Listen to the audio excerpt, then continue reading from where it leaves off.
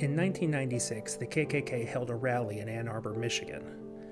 In response, a counter-protest was held nearby. One of the attendees was this woman, Keisha Thomas. Someone else at that rally was a middle-aged white man sporting a Confederate flag shirt and an SS tattoo. Whether he was there as an instigator or he was just lost, he was eventually chased, knocked down, kicked, and beaten with placards.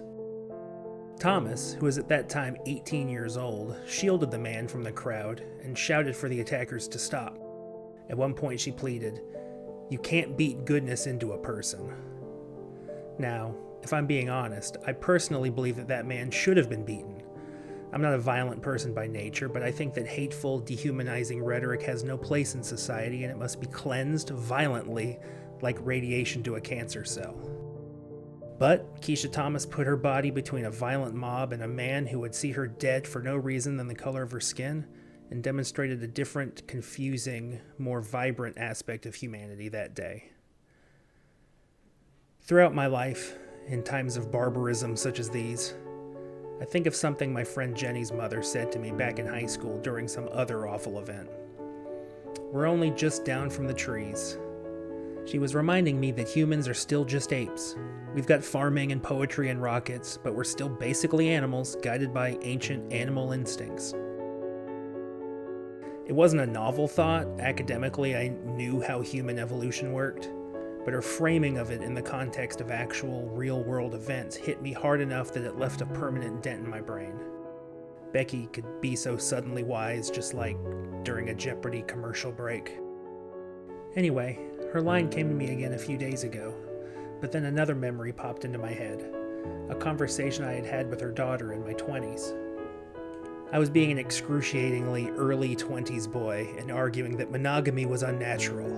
Other animals don't practice monogamy. Not true.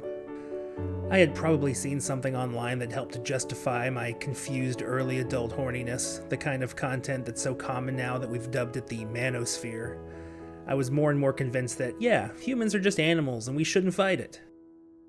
Luckily, Jenny, always good at cutting right through someone's bullshit, reminded me that even if it were true about lizards and apes and primates, well, we are humans and have fucking sentience. We don't sit in the grass throwing feces at each other.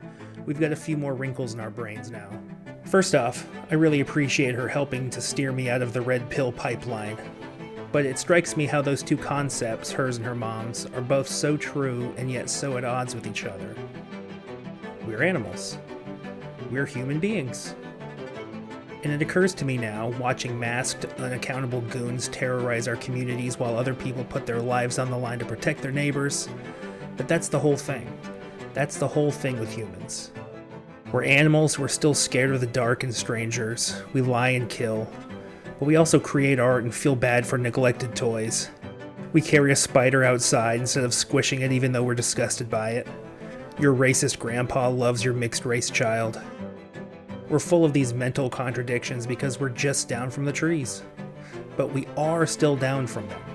I feel it so acutely sometimes, the push and pull, that it makes me dizzy. There's a tug of war between the animal and human sides of us. One side pulls us back toward fear, domination, ignorance. The other towards something new and different. Each side pulling with all their might, gaining ground at times, seeing it in others. We've lost a lot of ground recently, obviously. It feels hard to be a human right now when the animals are in charge. But there's still people out there pulling us forward, desperately and with strength I myself don't possess. We're mean, frightened, idiot animals, yes. But also one of them is a human named Keisha Thomas, and one of them was Alex Preddy, and one of them is you.